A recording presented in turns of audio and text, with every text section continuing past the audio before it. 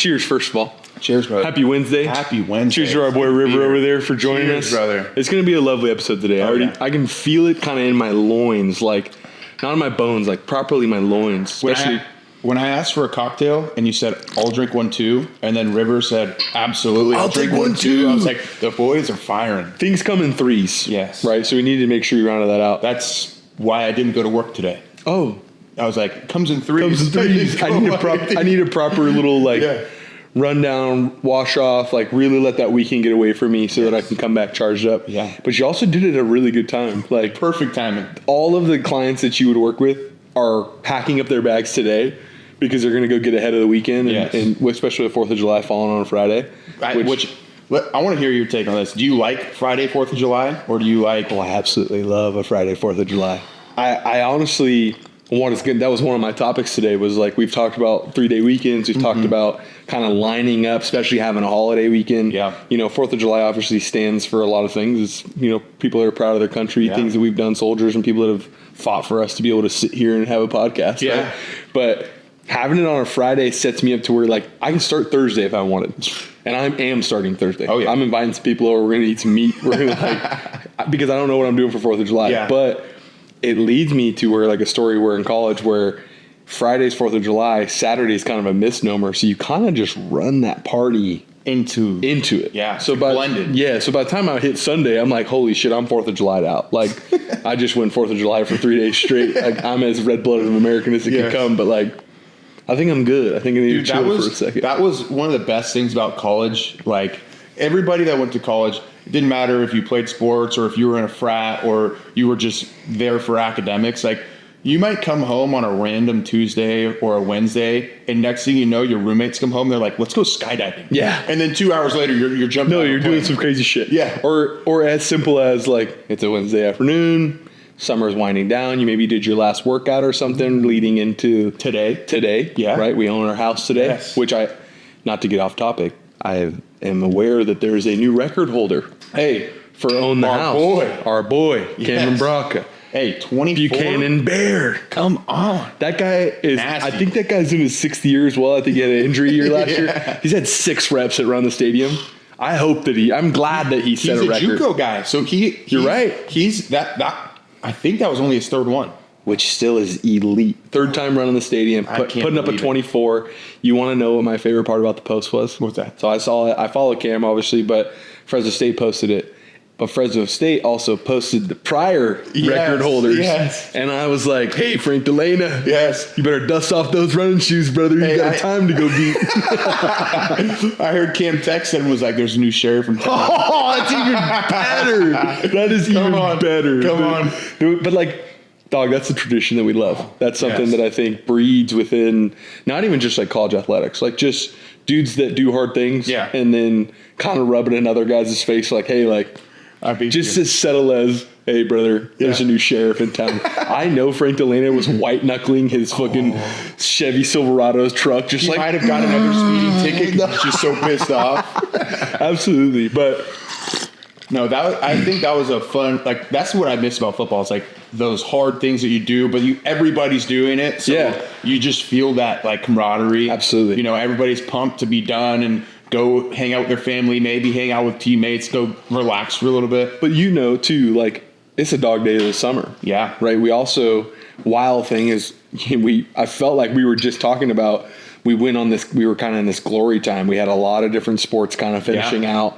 And we're like, dude, we're going to have this lull period of, what the fuck are we going to talk about on our podcast, right? Like, if we're talking about current events. But I just saw first preseason game is July 31st. Which is this month.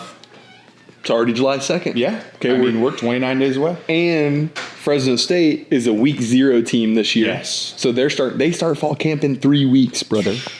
Could you imagine that? No. Like you just owned your house at Fresno State. For our viewers that don't know, it's a pride and tradition at Fresno State for us to run our own stadium. We usually do it the last week leading up to 4th of July. It's also a true testament of like, hey, we're going to bury you by running the stadium so you can't walk for the next 3 or 4 days. So therefore that might make you pump the brakes on what you get up to on 4th of July. Just even more context, I went to the Fairway Lounge with some of the boys. Last Friday, they got murdered in their run. Coach Ward, who's our Legend. strength coach, said it was the hardest run that he had constructed in a long time, if not ever. Every single period that they had, they do 4 quarters. So every quarter they had, normally you get like a certain amount of errors or mistakes, or mental errors. mistimes. Yeah. And each position group gets 1 or 2. He said, not at any time that somebody misses a rep in any quarter, you restart that quarter. And I think I know what you're talking about. You do play drives, and normally that is each quarter is not set out how many plays you do. It could be anywhere between 6 to 12 because they're trying to simulate a longer drive within a game. Exactly. Could you imagine being on we're on the 11th play drive, dude, and we know that we only have 11 and we fuck up on 11? Dudes, they were on the 4th quarter on rep 10, which is the last rep. Mm-hmm. Finish strong, fellas. And he goes, missed time. Somebody missed the time and they had to redo. Okay. It again. Question That's for you. so tough. Question for you. Did Coach Ward, we know how he is. He runs a little psyop. Mm-hmm. Most strength coaches do run psyop on their fellas. As they should. As they should. We want to see, their mental prepness. We want to know how well they fight through adversity. Because it's going to happen. Because it's going to happen in a game. Yeah. So you go to tell me he's crafted the hardest run he's crafted in a long time. Did the boys smoke through it? And he goes, nah. I got to give them. I have to slide them some adversity right now because they buried the first 3 quarters and they're looking really hot. Dude, I think they did a total. I think they said that they messed up on 3 of the 4. Gotcha. Okay, so there was errors. 7 quarters basically. That's brutal, bro. That is brutal. That's brutal. And then to have Own Your House on Wednesday, a few days later, is just unbelievable. It's culture building, and it was it's a hot week. And I've heard word on the street is this team is strong. I just saw one of our safeties. He hit 515 for 3 reps. I saw a safety. I saw a D lineman hit 605.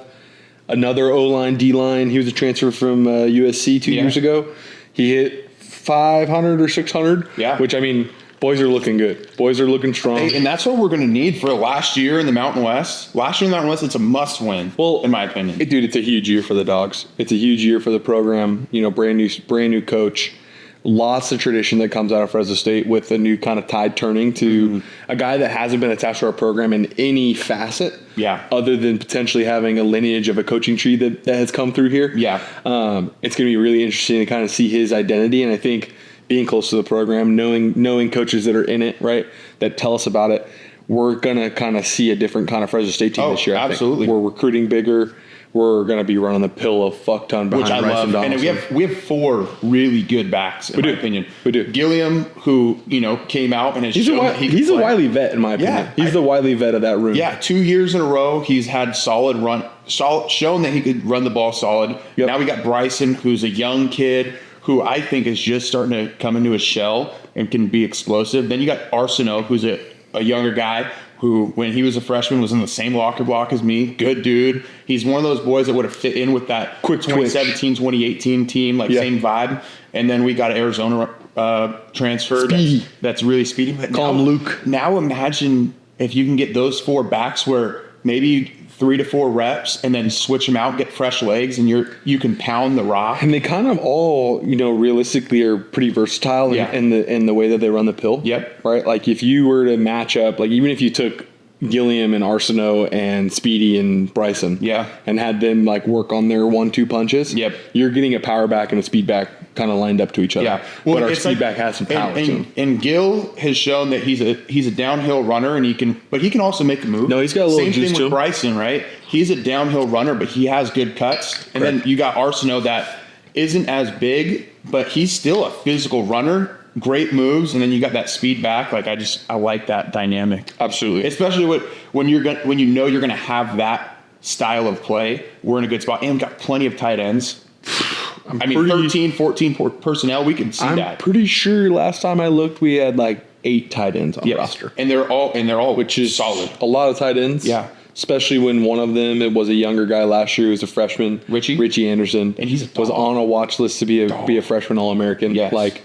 So it's going to be interesting to see whether he has to conform to the type of offense that they want to run there. Yeah. Or if they want to let him still kind of be that slot-ish tight end that the good isn't thing necessarily is- burying his face into The it. good thing is he can do that still. Correct. He's still a physical Well, we guy. can put 2 tight ends in the game and have one run blocking like good old Kyle Rittering with a neck roll. Yes. And then throw in our Jared Rice expose Yes. with kind of a Richie And, play like, on the there. play action stuff, I Correct. just can see it. I can see, and you never know until week 2, week 3, right? No. Any football team, Correct. Because your defense can be amazing and make your offense look terrible, or your defense could be not that good and your offense is actually terrible. And it so normally- you never know. And it normally takes the defense a little bit longer to iron some shit out. Yeah. Especially if they didn't get a lot of install or whatever. Like Yeah. they get better towards the end of the season because they're peaking. honed and got to the base 2-3 coverages that they work on every single, like they're not throwing random shit at it. Whereas an offense will start smaller and get to a deeper playbook. So I that's think the difference. I think the cool part, and I experienced this when Tedford first came back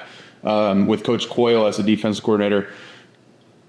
We started out 1-4. Our defense, we were figuring things out. We had injury, a lot of different stuff, but this year can be similar, hopefully with no injuries. Yeah. To where nobody's going to know what our third down checks are. Nobody's going to know what our short yardage stuff is because nobody's seen it. Nobody's gonna actually know what we come out with because we have an entire new regime. Yeah, and that's like my they're gonna favorite. go like they're probably going back and watching like NIU film. Yeah. They're Which going back and watching I think- like the Bison film because they're like, I've been in a prep film room where they're like, well, this coach coached here last, and this is kind of how he ran his shit. Mm-hmm. Yeah. And we're gonna prep for it as much as we can, but we also need to be prepared that he has completely changed his identity as that coach. In and where he's at now. 2022, when we went on that run, it was like every week we were putting in the new wrinkle to that. So it's like, okay, nobody has seen this coverage yet. Boom, we run that coverage. The next week, now we install the blitz off of that coverage. And then you just keep stacking, like you said. And like you said as well, every coach that's prepping for that isn't going to know what the next step is. Correct. And then year 2, which was 2023, you kind of saw offenses pick up on what we were doing, and we had to make adjustments, make changes. We're in tough games where the other team kind of knew what we were going to do, and it makes it a lot harder to win. Yeah. This year, we're going to have that same advantage again where teams aren't going to know what we're doing. So it's like, I'm excited to see, especially the boys on the defense are pumped about the scheme. So Good. That's a good thing. Good, as they should. Yeah. As they should. But, switching gears on you, getting away from some football stuff, morning tee times out on the golf course are elite. Yes. I played golf this morning. Ooh, I went Dragonfly. Oh, I love I went out and caught a round with Kyle Rittering and Deshaun Yes. Potts at 6:45 a.m. Oh, brother. That's prime. You couldn't ask, I literally had this, Potts and I are sitting down. It's 10:45. We're eating a breakfast sandwich in the clubhouse at Dragonfly. Yeah. And I'm like, Potts, there's just something, like people that golf competitively, there's a whole nother level of why they appreciate it. Yeah. And then for guys like me and you that are sitting here having a breakfast sandwich after playing 18, it's only 10:45 in the morning. Yeah. I can go do whatever the fuck I want for the rest of the day. Yeah. Which is work. But there's just like serenity to it. There's I'm on hole 5. I'm out tucked away from the clubhouse. The sun's beating on me. The grass is looking good. The hills are there. The trees are swaying. Like there is just this connectivity that I get going out to a golf course that literally I just was thinking about today. Every time I finish a round of golf, I'm driving home going like, when am I going to play again? Like, that was so good. I need it. And like, I find myself going like, brother, you can't just golf all the time. It's way too fucking expensive. But like, it's got this feel to it that's more than just a sport to me. It's the whole kind of passion to it. It's funny you mentioned that because Tony Finau was just, doing a little interview with this guy, and he was asking what his favorite tee times are. Yeah. And he was like, the first tee time, whatever the earliest tee time is possible. He's like, that's my favorite golf. Yeah. Or late. Yeah, And like, twilight. Yeah. Yep. And he was kind of saying, he's like, I don't want to be out there in the middle of the day. He's like, it just takes up the whole day. Yeah. There's something about that There's early a tee 4-hour time. chunk. Oh, I'm telling you, Colin, like I literally finished. I think I was back in the car at 11 o'clock. yeah, that's so good. I was driving back here, hopped in the shower, worked for 4 or 5 hours. And especially in Fresno, beating the heat, and playing at your own pace. Yeah. We didn't have nobody riding up it. We played with 3. We could drop a ball if we wanted to, as much as we wanted. Like it was like, hey, I like that shot, but like, I'm gonna Let me get that rep in. That one felt really good. Yeah. So I want to swing that some again. crisp shots today. Some crisp shots today. Ooh. I was real. What about that 3-wood? Honestly, my woods weren't really hitting well today. Okay. I was a little disappointed about it. Man, Driver came out the bag a little bit more and played well, but I was roping my 4 and 5 iron. I had my hardest clubs to hit. I had a great shot. I think it might have been 16. Okay. It's par 5. Yep. No, it's 17. Par 17. 5. Right, back par 5s coming back. I'm on 17. Decent first shot. Decent first drive. Topped it, but it rolled like a mug, so I was happy. Dribbled my second shot. Third shot, I'm kind of behind a tree. Okay. But I'm like, dude, we're out here to have a good time. I'm be aggressive. I'm here to be aggressive. So I'm enough away from the tree to have a clean shot, but I have to get over this giant ass oak tree.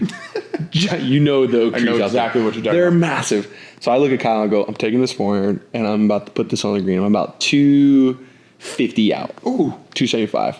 Pretty deep. Should have hit the 3-wood. But I was like, my irons are feeling better now. Yeah. I absolutely got a hold of it with this 4. Buzz cut the tree at the top. Yeah. Maybe a little trimming. Trimmed it, buzzed it, thought it got hit. You hear it go, and then now I don't know where it is.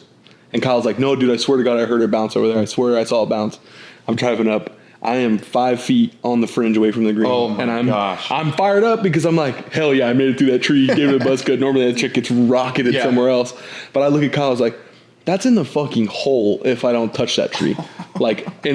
We talk about golf all the time. Like, that's the shot that is like Keeps you coming back. I'm good. I'll be back next month, Yes. or I'll be back in however long. Golf will continue to stay within my game. So, Yeah, I love that. but I did find out yesterday. I was doing some looking at my clubs. I was like, I haven't bought new clubs in a long time. Probably won't ever buy new clubs until I break a fucking club head off or something, because I just don't want to go through the growing pains of clubs.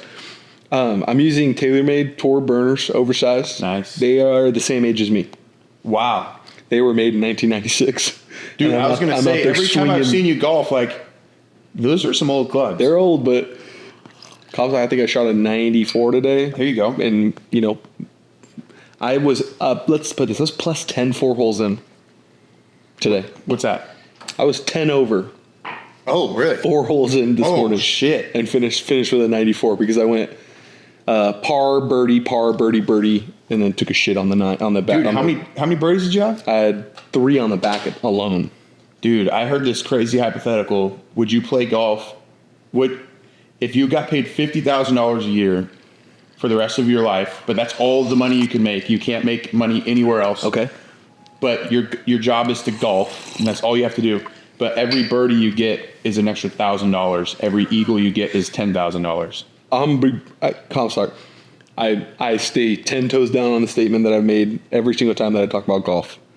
It's a reps game. Dude, if I got to play golf every fucking day, I think I'd be pretty damn good at golf. I think I would be clearing at some point $250,000 a year. Oh, no. At some point. No, I am quadding that 50 G's.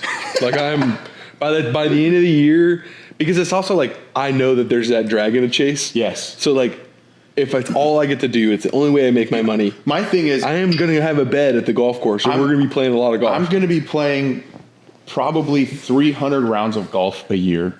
No, because it's not like, oh, you only get to play 1 round. Exactly. I could play 3 rounds in a day, and if I hit 5 birdies, 5 G's. that's an extra 5 G's on top. Now I'm at 55,000. Yeah. Okay? 365 days of that, all you got to do is let's do that. 365 days times $1,000. You're already each day. Yeah.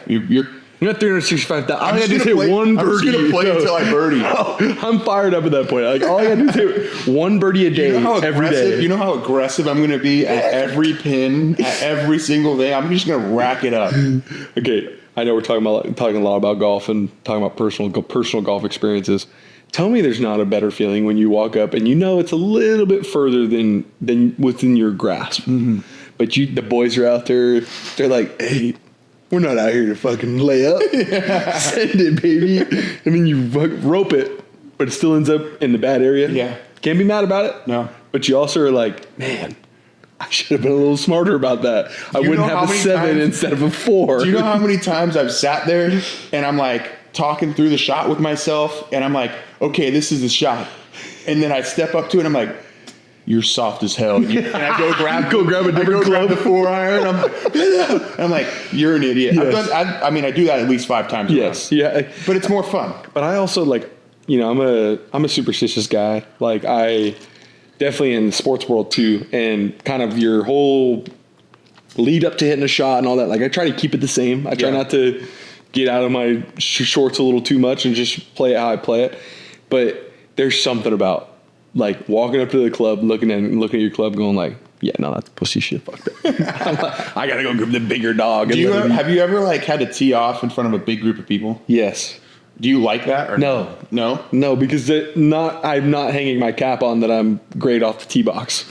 I have some decent shots. I'm not either, but I'm not great off the tee box. I'm not either, but for some reason, I love when there's. It's because you're a player, baby. Like I love even if you're a freaking Division I athlete. You love an audience. Like what are we talking about? I really do. I love it. But I'm not good at handling that moment. That little pressure, that moment. What ends up happening is I usually either hook it or slice it.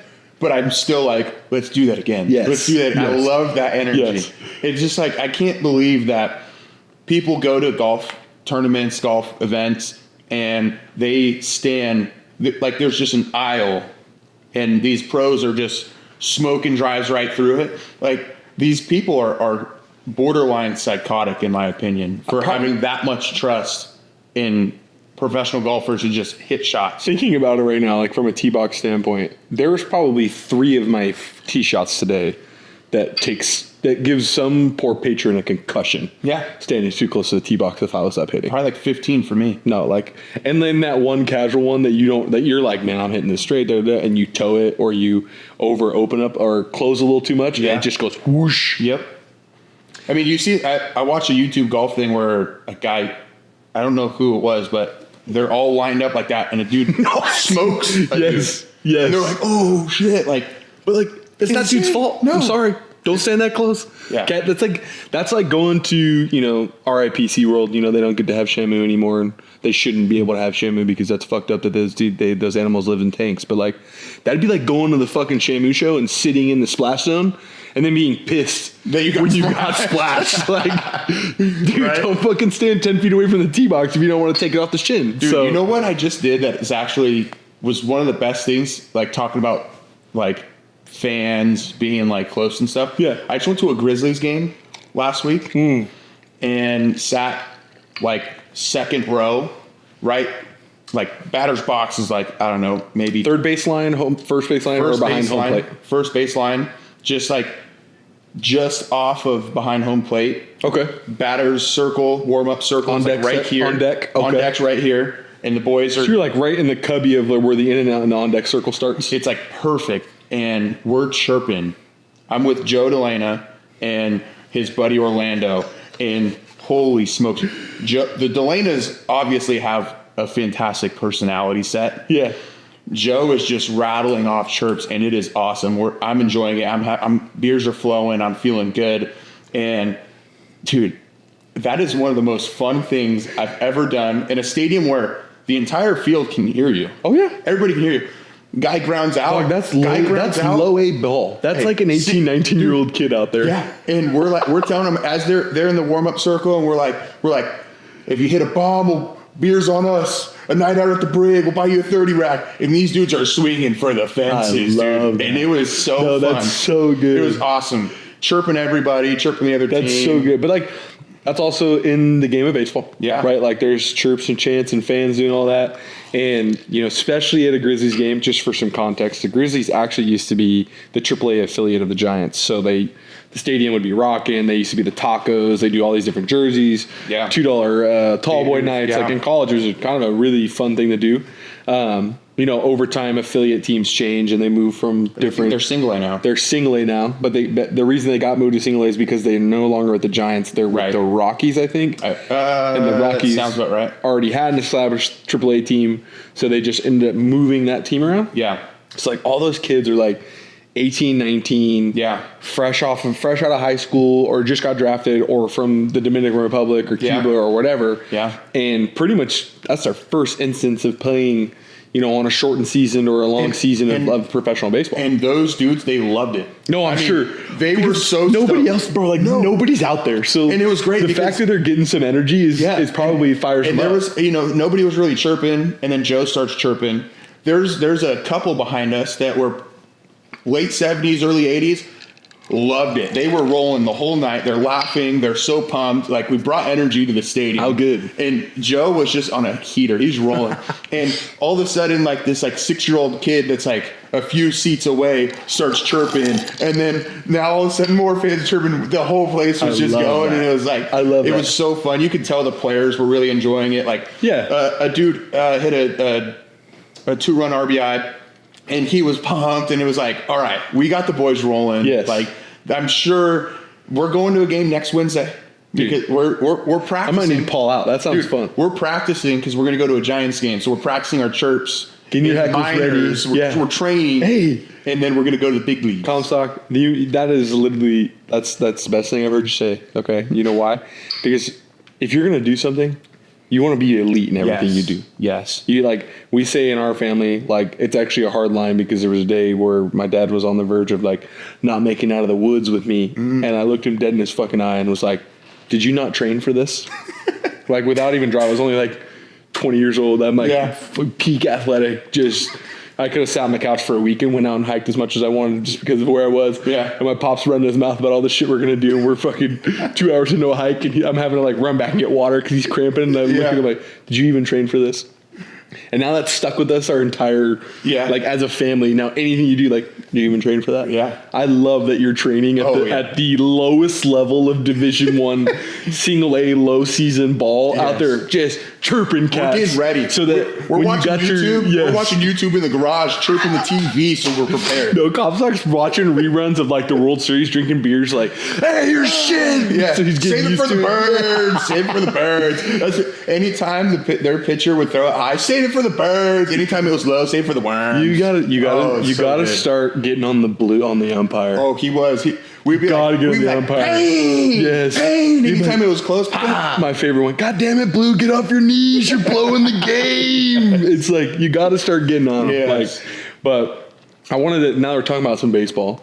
You know, this challenge has been going around. It's been hot on social media. I think it actually probably already had its wave, and now we're on the back end of kind of the kick out wave of 9 innings, 9 beers, 9 hot dogs. Yes. I haven't completed it yet. I haven't been challenged to do it. Okay. But I think it's child's play. Dude, I just went to an Angels game a month ago, and a few guys had to do 999 because of their fantasy football or some loss, version of Big L. Guys are just having a good Friday night. I don't know. Exactly. And I don't know. I can't tell because the guys that did it, one guy, he crushed it. He was done by like the 7th inning. That's what I mean. And like, he was stoked. Like, looking at it, I'm like, okay, like, I know if I get down on some beers, like, you usually get pretty damn hungry. Yeah. And then I turn into almost like a ravenous bottomless pit. Yeah. That can just start housing. The former O lineman that's used to be 325 pounds comes out and is like, let's eat. So I'm sitting there going like, I would probably house the first 5 beers within the first 2.5 innings. Yeah, I agree. And then I'm using that fuel to go like, okay, I got to get 5 hot dogs done in the next 2 innings. Damn. I'm halfway there already. See, like, for me, and then it's just cruise mode at that point. For me, I'm not a big eat all at once kind of person. Yeah. I'll snack throughout the day. I'm with that. So I'm like, do I just stick with that MO and just cruise through it and just go 1, 1, 1, 1, 1? I don't think that's the way to go. I think that expands on you, bro. I think you get to 7 and you're like, holy shit. It compounds. That's why I'm like, if I've already had 5 beers, I'm probably already like, man, I'm a little hungry. Yeah. So, and I would probably on a normal day take down 2 hot dogs. Yeah. So you just got to jam a couple more down the gullet. Well, and my thing was, and you're already on track. What if I crush a bunch of beers in the beginning? Crush a bunch of beers. I'm talking like 7 or 8. 7 of them. Like, no, like right away. Just shotgun. One's gone by the time I even get to my seat. Yeah, and just take it all down, because then I'm just going to piss that out at some point within the next few innings. Now I'm empty stomach, drunk, and I'm like, I'm hungry, starving. No, that might be a cheat code. Like, if you could get your beers flowing as fast as possible and let's say you get to 5. Yeah. And then go break the seal. Yep. Right. And then now I think some people get caught up because you know what it's like to drink and sit for too long and then get up and you're like, they might be they go buy 5 beers and 5 hot dogs, sit there for 5-6 innings and then have to get up and go. And they're racked. Like their legs they got wobbly sea legs. Like, Imagine if you started getting in the rhythm of like you're not there for the game anymore. You're there for the challenge. Yeah. And just use the bathroom as like hey, I'm getting my blood flowing. You know what I would say to the person that come gets down up, and move. you know what I'd say to the person that gets up and their legs are wobbly? You didn't train for this? You didn't train for this, brother. You ain't ready for it. Like, come on now. It's going to be me getting up after this. And my thing is do you have to finish it by the last out? Yeah, that's what I would say. Last out, you have to finish I would say it starts at first pitch and ends at last out. the final out. Okay. Now, if you are the home team, and your team wins, you're losing that bottom half of that inning. That's like tough. That's how I would live it. Yeah. I'd say, hey, like if you're going to root for your home team, and my thing is, there's no extra innings. You don't get extra innings either. Okay, I can deal with that. 9-9-9, not 9-9 overtime. 9-9 overtime. I like that. I like that. But okay, I wanted to ask you about first pitch. I just saw somebody throw out a lousy first pitch, which I think happens. It happens. It does. When I would never expect like somebody that's not an athlete or like has never been an athletic person that gets to throw out a first touting pitch. that they're an athletic person. Like I wouldn't knock them for not throwing a good first pitch. They're still doing the opening ceremony, and it's a cool thing. More the honor of it. It's not actually whether they throw a dart or not. Yeah, but are you going fastball down the middle, or are you just going, I'm getting the ball there? With my 14 years of farmer experience of playing baseball, I am lining up like I'm fucking Trevor Hoffman and leg kicking as high as I can and trying to throw that baseball through that dude's mitt. Okay. Yes. Now, if it splays and goes somewhere else, it is what it is, brother. Yeah, at least I'm not playing professional baseball. But I'm the same way. I'm like, these guys, like I see guys that like just like give it a lob and it's like a rainbow. Yeah. And it's like, I'm not going to knock target practice. But are you kidding me? Your one time to throw an opening pitch, I'm gunning that thing as hard as I can. Dude, I'm fucking messing with the rubber. Like I'm up there kicking the rubber. Hey, you're over there trying to pick the guy off first. Just giving him the look. I'm doing it not even from the. I'm doing it from not the stretch. Or I'm doing it from the stretch, not the windup. I'm literally in the stretch, like, all right, boys, shake the catcher off. Oh, I love it. Imagine you just line up, but like, how legendary would that be? No one has no idea that's coming. I go out there, huge leg kick, and throw an absolute 85-mile-per-hour dart at You know home. what I'm doing?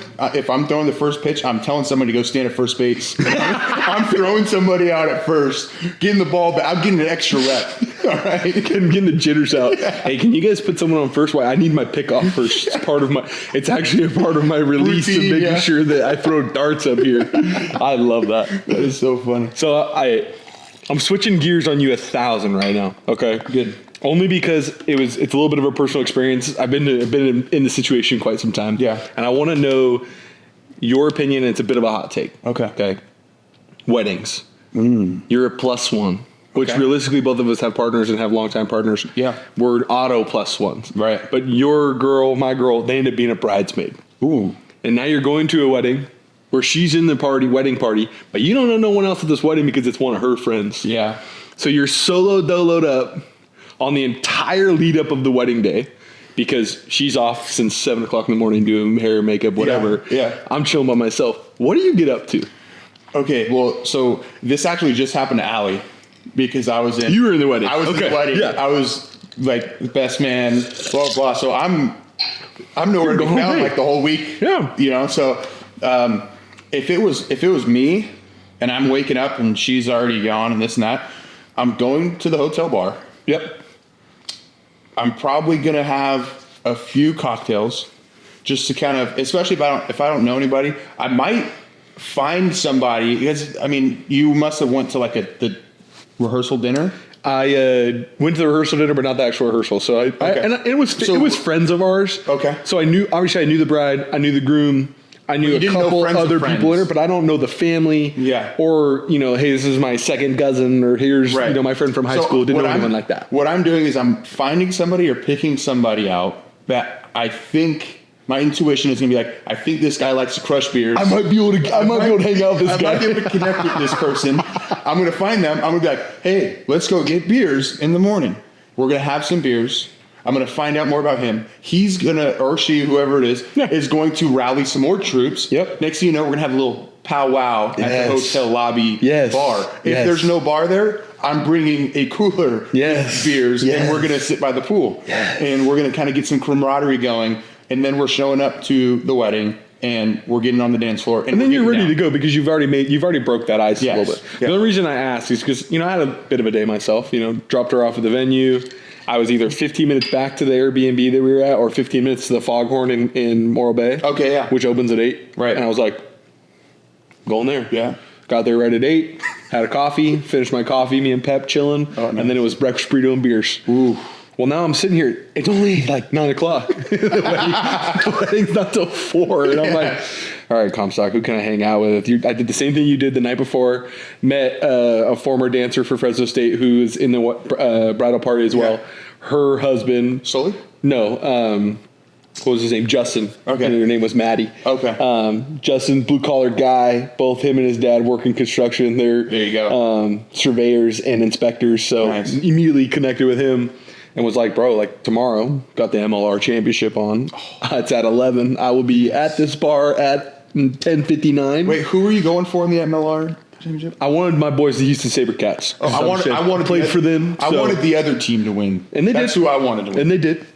They look like a championship side. I'll tell you that. It was a good. That was one thing. We'll get into that. That was one thing I didn't get into last time. I don't know if we brought it up or whatever, but I wanted you to bring it up because I was going to say whoever team you already. I'm putting 100 on the other team. Well, you bet $200 Richard. So, but no, man, it was a good time. But the reason why I brought that up is again, it brings us back to golf. I sent a message to Mara. I was like, hey, I'm going to be here. I'm going to be hanging out with Pep, drinking some beers for 2-3 hours, and then I'll be back to the Airbnb. I was like, tell Maddie, her husband, and she goes, oh, yeah, he's actually out golfing this morning. And I went, damn. Well, I just found a brand new thing that I'm going to be doing in the next time that I'm in a wedding that I don't have to fly to, and Mara is a bridesmaid. Yeah. The clubs are coming, and I am 6:45 T. But I might go solo. I don't know. Which is way better. Which is a good time. You kind of get your round done. But that's so. It was a good wedding, man. We had a good time. I like that. But I'm not sure where I was going with that hot take, other than the fact that like being solo dolo at a wedding, you don't know a lot of people. It has its caveats, but it also has its bonuses. Yeah. Well, like I was gonna say, it's like when you're in that situation, you just have to be the guy that everybody wants to have a beer with. No, that's the easiest way. Well, like apparently Mara sent me a picture, and it's from the wedding party, and someone took a picture, and it's me at my table alone at the rehearsal dinner. Yeah. No one's around me, and I have 3 beers in front of me and a beer in my hand. Because I make it a rule of going to weddings is like you cannot get into doing 1-for-1s. No. The line gets crazy. Yeah. They run out of shit. So I always am double fisting or almost triple fisting. Yep. Whereas I got one in my hand, had the double, set them on the table, and decided to go get another one. So the picture is just me in the sunlight at a table by myself, just bunch of Pacificos in front of me. I love it. The vibes were high. But, dude, talking about weddings, Bezos' wedding? Dude, I can't even get into the egregious amount of money that cocksucker spent on his wedding. $55 million. Let me hold $1. Let me hold a couple dollars. Like you could literally lose $1 million and probably wouldn't even know you lost it. Yeah. So come, my Venmo's Aaron Mitchell 77. Bag me out. Hey, everybody start requesting him money. Thanks for putting that out there. Request money from Aaron Mitchell. I'm broke, okay? Don't come with me with that smoke. But that's funny. No, I knew you wanted to bring that up. I know you wanted to talk about it. It just is kind of. I don't even know if I want to talk about it. We've talked about Sydney Sweeney before. But it's weird to me because it was only like a 200-person wedding. Yeah. And he's inviting celebs. You're one of the wealthiest dudes in the world. Yeah. That probably checks out that you don't have a lot of friends. Yeah. So you're inviting people that you just think it would be fun, or cool, or like, oh yeah, Tom Brady was at my wedding. Like, is that a celebrity thing, or was that just $55 million because he had to pay people to come? That was where I was like, did this man carve out a number that he was gonna be like, okay, Tom Brady, if I want Tom Brady, they're like, all right, I'll pay him. I'll give him X amount of the business Amazon cash for the next year or something. Like, who knows? Do you think? This whole thing, Sydney Sweeney and Tom Brady, blah blah. I think it's hard out clickbait. I was thinking the same thing because I'm like, it just seems like he's pretty old compared to her, right? See, but I don't see like that shit. To me, yeah, once you're in that arena, field, like in that arena, straight up, where you're not putting a show on for nobody, you ain't got to flaunt that you got money because everyone there has got money.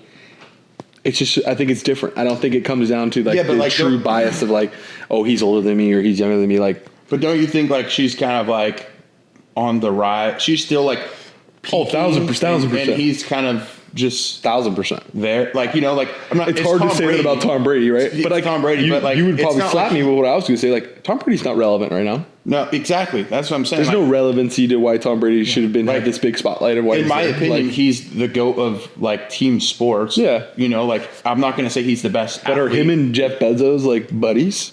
No. I don't know. Could you count how many times they talked to each other on the phone? Probably not. So like that's just it's a weird flex to me. Yeah. Right. I think it really came down to the showmanship of it all. He's a rich guy. He wants to show everyone the money of it. That's like, kind of where I these was people like, came to my wedding. Did he invite these people to hope that something like this would happen so it blew up the publicity That's of what the I would wedding? think. That's what I would think. And it was probably already it was already had headlines. Yeah. The guy, and he's not. This is his second marriage, I think. Who knows, right? But like, he's also one of the richest dudes in our country. Yeah. So there was already a spectacle on it. There was already some views, and I think him adding some pizzazz of being able to be like, oh yeah, I invited Tom Brady, and then him and Sydney Sweeney were up there dancing on the floor. Now my wedding gets more views. Yeah. And like in a culture that is ran by views and likes and clicks, like I could see that being one of those things. But you touched on the MLR finals. Yeah. And I need to get into that a little bit because it does hurt that you want to go against my old club, you know, someone that I put my own blood, sweat, and tears on for. But man, the New England fucking Free Jacks look like a championship team on the weekend. Oh no. No, they Not another New England team that just takes over. three-peat, 2023, 2024, and 2025 now. First time in the MLR history.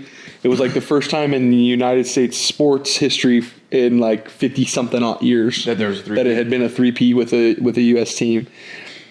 The game was great, man. Like, I know we went on a rant about, neutral location sites and being far away from your demographic. I'm obviously not well versed in geography because Quincy, New England to Rhode Island, New York is only a 40-minute drive, so it was a home game for them. Right. But the atmosphere was there, the stadium was there. The product on the field was truly something that I was proud of. Yeah. I think it was a great. They're finally hitting stride. I think, and not even like that. It's hard. It's hard to compare apples to oranges. It's hard to be able to say like, "Hey, was the final product in the MLR championship versus the Premiership championship, were they the same?" God, no. But from an American standpoint of creating their own brand and version of rugby, it was enticing to watch. Yeah. There were some big hits. There was athleticism on display. Right, big old. Houston has a winger that named Drake Davis that played at LSU with the likes of like Joe Burrow and Jamar Chase and all them. And he just dabbled into it and just kind of like someone recruited him, found him. He started for the Houston Sabercats this year. Had an absolute beautiful line. Okay, we call it lines when you run a good line in rugby. Yeah, he's kind of chilling on his wing. Flow of plays going this way. Nine's coming. He inserts kind of right as the nine moves, and it's just on a piss line. Ran through 2 tackles, scored a try. Wow. I texted my buddy. What did he play when he was at wide LSU? receiver. Wide receiver. Yeah, so he's... And I Did he have to beef up for... No.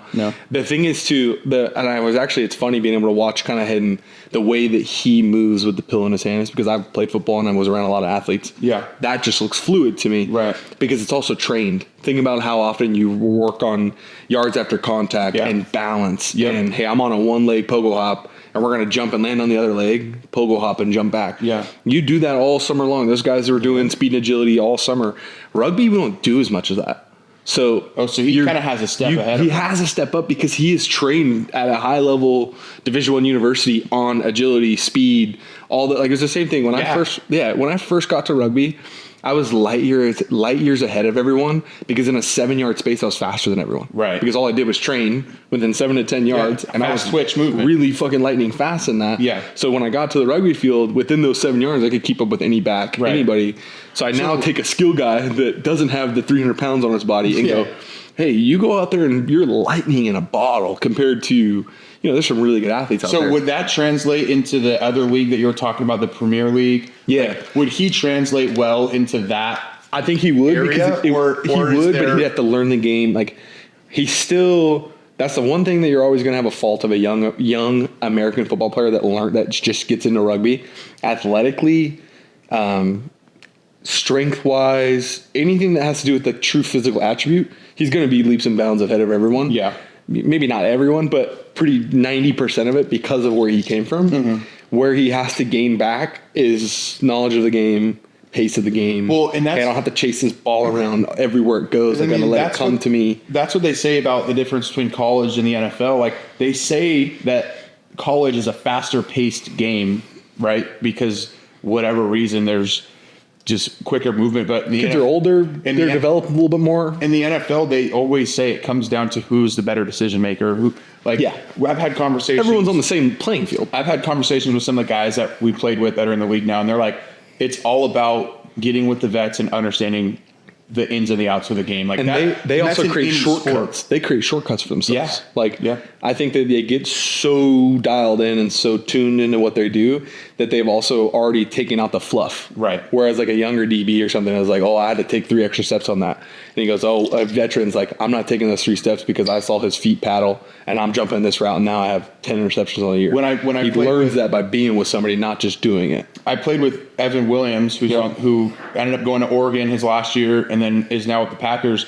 And like straight line speed, I would say, I would beat him in a race, pretty consistently. He was still very fast, but where he separated was his decision making and seeing the game so much quicker. He was 5 steps ahead of me. He looked so much faster than me in games, in practice. Even though we were, neck and neck in sprints or whatever, like we were very similar in speed. He was just so much faster in games because of the knowledge of the game. Knowledge, IQ, anticipation. Yeah. Right. Like you don't really want to anticipate in football. You don't want to try to guess the play. Right. But if you have put together all the different pieces of information that's been given to you on each play, you can get into that higher level. Which is why reps are so important. Correct. So important. Correct. But go ahead. No, you're fine.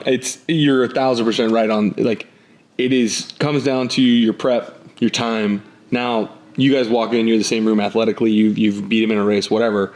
Now it just comes down to what's your football transferability? Okay. Mm-hmm. Like, hey, I'm a strong guy, I'm a fast guy, but does that transfer onto the football field? Right. Do I get from point A to point B in the most efficient way possible? That's how guys end up moving around so well and all that. Right. So, but like, I think it goes back to you saying, like, you take a football guy and you put him against these rugby players that may be training contact at other versions of contact carrying. Yeah. But then give him all that transferable skill that he just did and damn near ran track.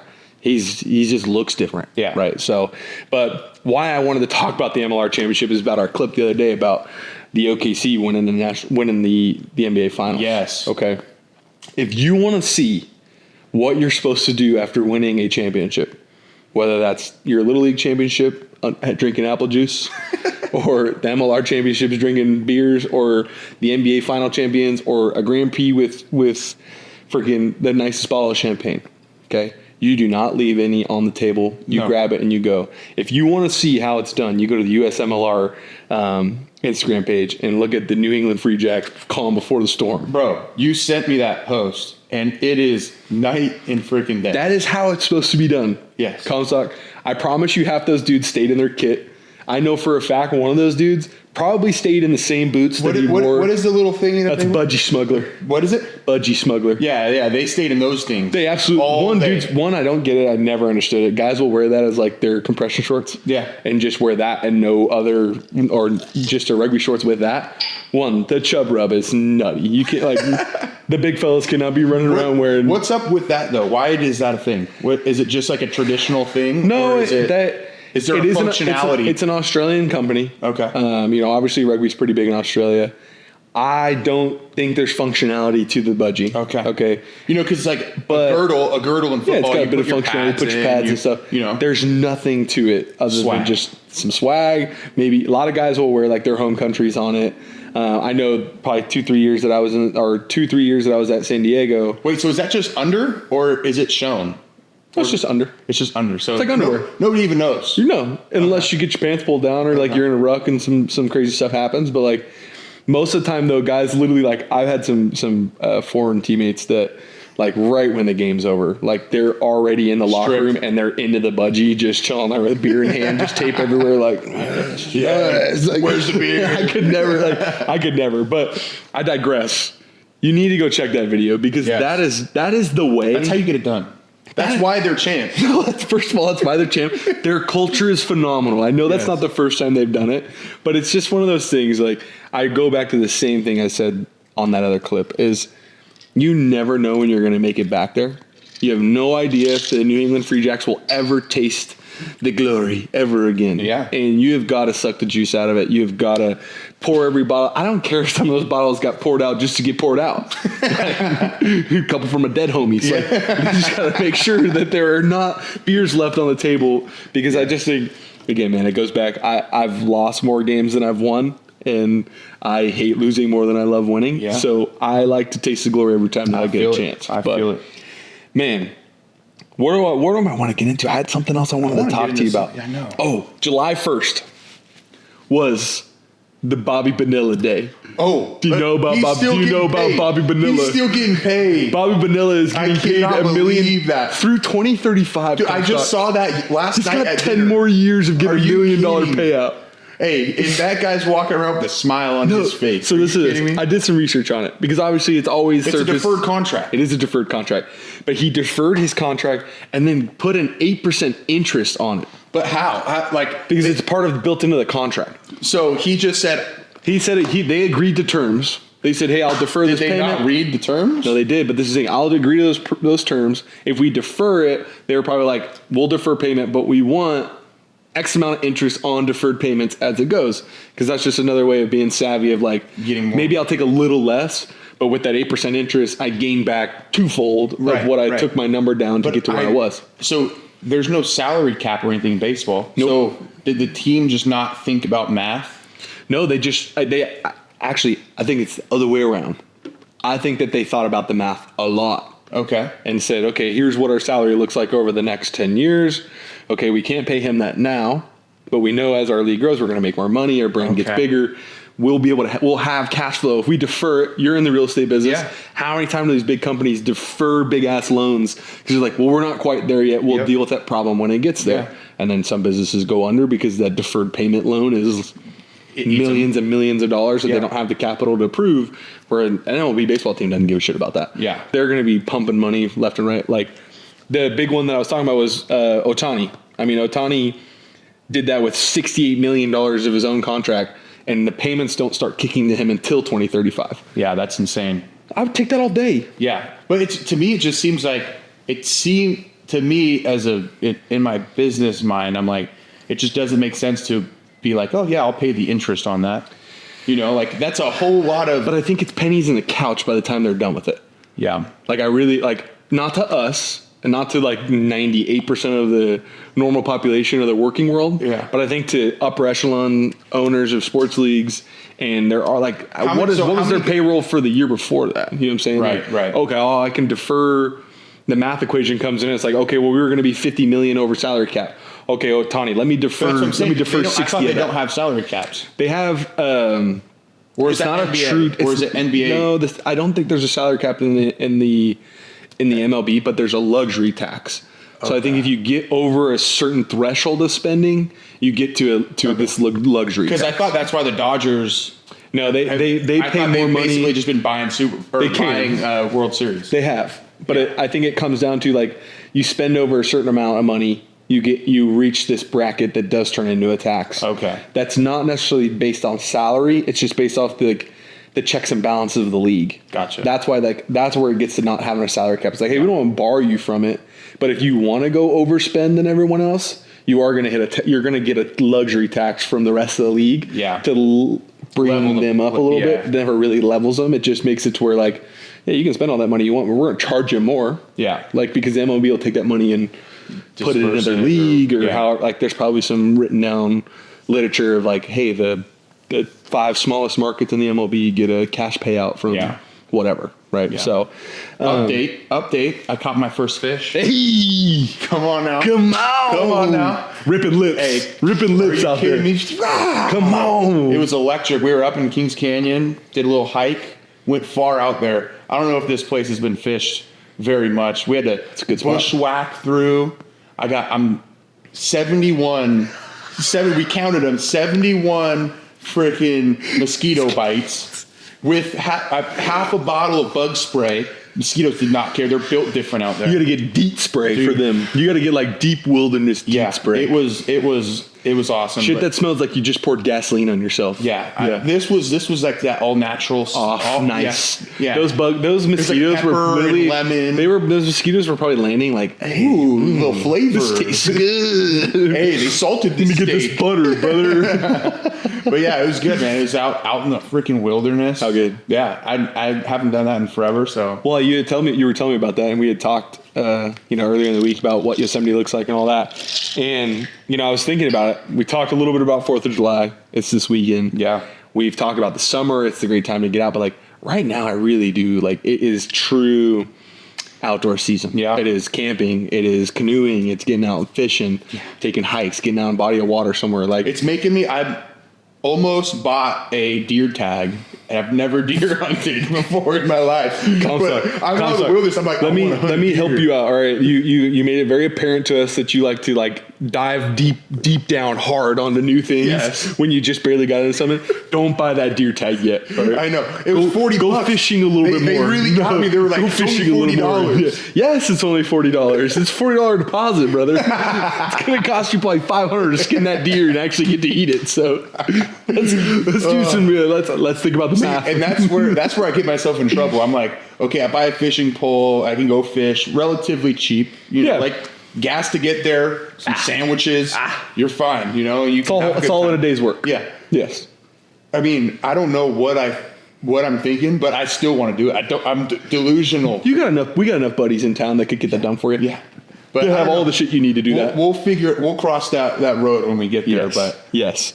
So, I'm going to stay heavy on this 4th of July topic combo. Yeah. All right. Only because one of my favorite memes comes up around 4th of July time. And it's not a picture. It's not a video. It's just some simple words. Yeah.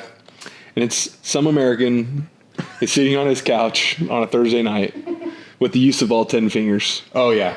And by the end of the weekend, without them knowing, they will no longer have the use of those 10 fingers. And it's diabolical, but it's something that I actively think about around 4th of July is somebody's getting their hand blown off on Friday night. I saw a picture the other day. It was an M80, and they're like, somebody doesn't know what one of these is. They're about to find out. Have you ever seen, either of you, River, just River, our guys here, have either of you two ever seen The Ringer? I've heard. Okay, The Ringer is an old Johnny Knoxville movie. It did not age well. Okay, if that got put on television today, I think there'd be riots somewhere. I think that's the same thing. Any Johnny Knoxville. Honestly, anything made in the early 2000s doesn't age all that well. Yeah. It had to be really progressive at the time for it to age to be okay now. Yeah. Whole plot, quick one. He's down bad for his money. Okay, he enters into the Special Olympics as a fraudulent enter and acts as if he has special needs. Okay. So now he's hanging out with all, the part of the movies he's hanging out with all these boys that are, in the Special Olympics. And it's like good characters, good people. Yeah. There's a bit of feel good in there because you're getting to see a dense population of people that don't get a lot of stardom. Yeah. But in the movie, they're trying to help their family raise money, and the gardener, Stavi, is out there mowing the lawn. And Johnny Knoxville's on the couch, and all he hears is him screaming, and Stavi comes in like this. Oh, my God. And all his fingers are gone, and they're like trying to put it in ice. Yeah, in ice to like get him to the hospital, and Stavros is like walking around just blown up. When I see that meme, that is the only video. That's what comes to my brain. Is like somebody's just out there like having a great time with his family and lost half his hand. Yes. Like, which hell of a story. Yes. Great conversation starter. How'd you lose those fingers? You're gonna be looking like Chubbs and Happy Gilmore when Happy keeps killing his hand. But hey, man, teach his own. Go out there, light some fireworks off. Be safe. Okay, I love fireworks. I'm not condoning that you blow your hand off, but there are casualties in war. God gave you 10 for a reason. And just beware of the dogs, all right? We got lots of dogs and things. Yeah. I saw another meme that it's like, have you seen the dog that gets the Roman candle, is running around with the candle and it's just shooting at everyone? Well, I saw another one today, and now I'm just on Meme Central because we're about the end of this thing. Yeah. And it was a pit bull, like, where, like it's kind of like they fade different images into it. Yeah. It's like my dog this weekend, and it's a bunch of helicopters and bombs dropping. And I was like, oh, that's tough. My 3 dogs are going to be hurting too. So, but Comstock, man, it's a Wednesday. You got 4th of July this weekend. Yeah. You're going down to see some family. Oh, yeah. Give me one good feel moment about 4th of July to end this episode. Tell me something that you're In the grateful past or right now. Tell me something that you're going to do this weekend that makes you grateful to live in a country that allows you to do it. you know what? I'm going to see my nephew that I grew up. He's 10 years younger. He is going into his freshman year of high school. Love that. He's starting to do the whole 7-on-7 stuff. Love that. I'm so proud of him. He caught a few touchdowns, a great pass breakup, and those are just the videos that I saw. Yeah. So I'm going to go work out with him. Yes. Put a little bit of wisdom. Yes. Into him. Play a little catch. Have a good time. I'm so pumped. That's I think what I'm most excited for is to go, share what I love with my young little nephew. I love that. What about you, man? That's the American dream. Hell yeah. That's the American dream. I think it's just getting around to people, eating some good food, sharing good stories. I think that's realistically, as you dive into the layers of what 4th of July is about, it's a lot of young men and women fought for this country, have done great things to establish our own independence to be where we're at today. Yeah. And, I'm just grateful to live in America and have an opportunity where people get fired about drinking beers and being red-blooded Americans. Yeah. Right? But and best quote I've ever heard, the thing that sets the American Christian apart is he would rather die on his feet than live on his knees. That's it. And I'm going to end it right there.